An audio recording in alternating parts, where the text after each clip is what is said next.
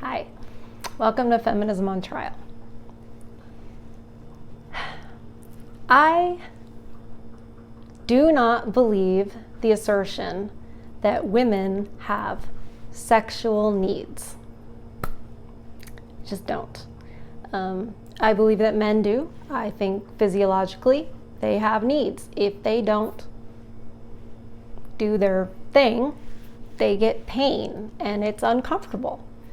And I suppose that's designed so that, we will keep making more humans and grow as a species. But women don't have those needs. And the idea that, they've always had those needs and it was just repressed until the sexual revolution and now we can just express all that and now we're healthy about it. Have you looked around? No, it's not healthy.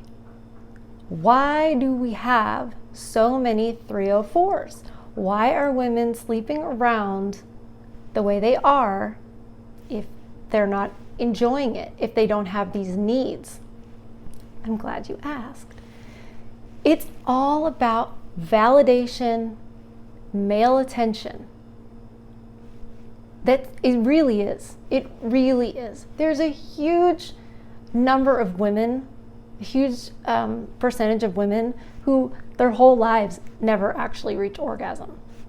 And a lot of women will tell you that it's really difficult to do that with someone that they are not connected with, don't feel comfortable with. So if they're having, one night stands or hookups or what have you,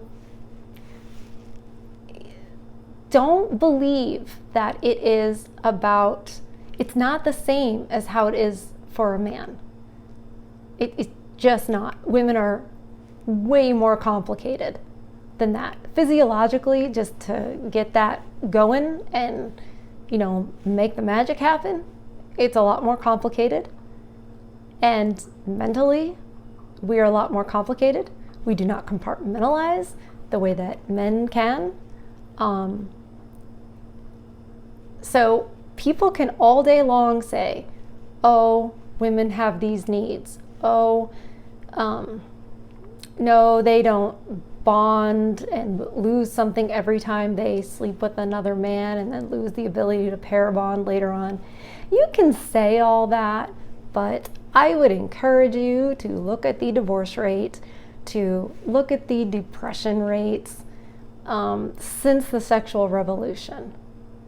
Take a look at some of these 304s that, are dressed. You can't tell that. I know I sound like I'm 80 years old now, but you can't tell the difference between who's a hooker and who's just like going out for the night. I mean, it's incredible. It's embarrassing. And frankly, it's sad to see these women just letting it all just hang out. You're an advertisement. And don't say, I dress this way for myself. I like to look cute. Bull crap. You don't dress that way in your house. So that's not true. You're not doing it because you want to look. You're doing it for male attention and male validation. And the more we have, when we don't have fathers in the homes, giving their daughters this validation, this male attention, this healthy male attention, they're going to seek it elsewhere. I mean, everybody knows the term daddy issues. It's real. It's a real thing. Whether you didn't have a dad growing up, whether he was divorced, so you only saw him once in a while, so he just wasn't there, or he was on business trips a lot, that was mine. You're constantly like, for me, my situation, my dad was on business trips a lot. So, I was kind of like, well, I kind of think I thought if I was better, he'd be home more. And I also remember thinking, like, when we pick him up from the airport, what kind of things can I tell him so he'll be proud of me, what I've been doing, here, like, are my grades good, or what does the new school newspaper look like, because I was the editor, so, like, is it good, and can I show him, will he be proud? It was this constant need to make him proud of me, and it never got satiated because he wasn't home. And I don't hold that against him. I know he was working for our family. We were very privileged, but I also think hindsight's 2020, and like I told him when I was younger, I would much rather have you home than have all this. We have to think about what's the most valuable, I guess. But I digress. Daddy issues are real.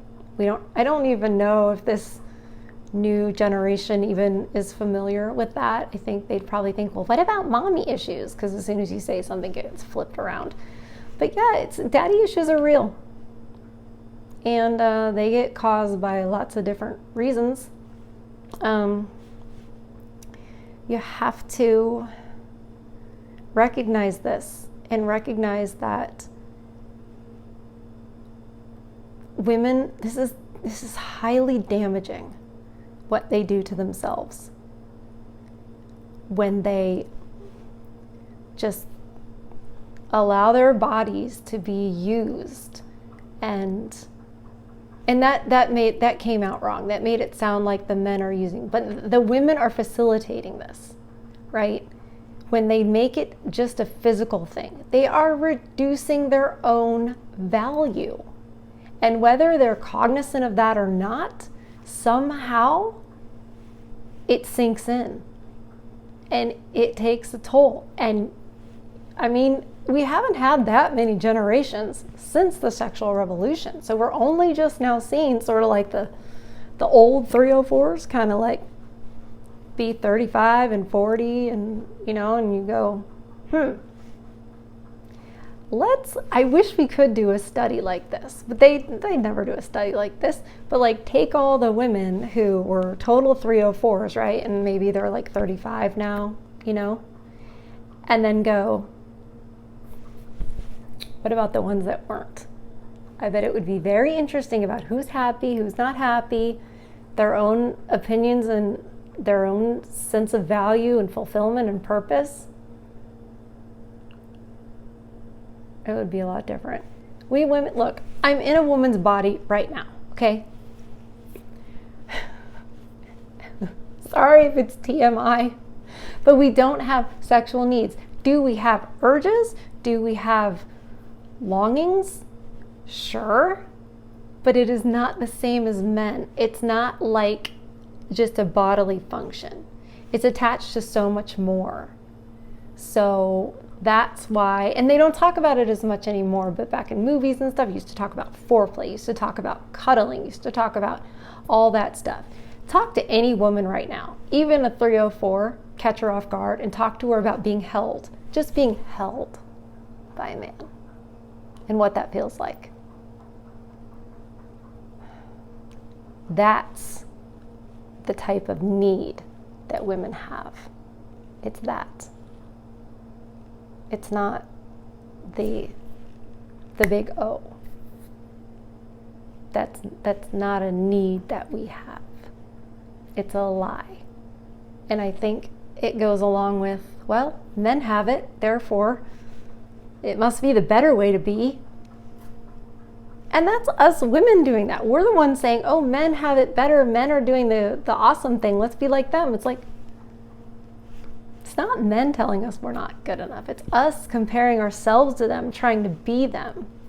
If we were confident being women, we could say, yeah, I need to be held and made to feel like it's going to be okay. I want to feel a deep connection with somebody that I'm making love to. And if these women were honest, these 304s, they would say, yeah, I do feel bad in the morning. I feel pretty worthless.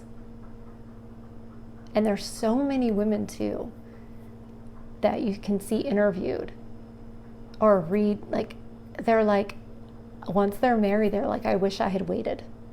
I wish I hadn't had my 304 days. I don't know how many women are out there going, yeah, I wish I'd slept with more men. I wish I'd done more stuff. You're not going to find that. Just not. That's another lie. Feminism is a liar. Take care, you guys. See you next time.